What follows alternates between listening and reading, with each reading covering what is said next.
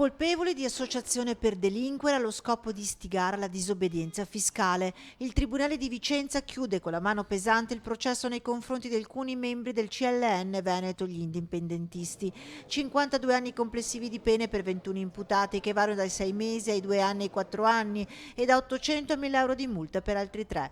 Una sentenza che lascia l'amaro in bocca all'avvocato Renzo Fogliata, una battaglia che però non si fermerà qui. La sentenza certo è pesante, le pene sono pesanti, ma sono pesanti anche quelle previste dal legislatore. Come è pesante il fatto che sia stata riconosciuta una fattispecie come l'associazione delinquere finalizzata a questo reato. Ci si duole di queste cose con le impugnazioni, con l'appello, con il ricorso per Cassazione, con la Corte europea dei diritti dell'uomo. Faremo tutta la strada che sarà necessario percorrere e speriamo che prima o poi troveremo un giudice a Berlino.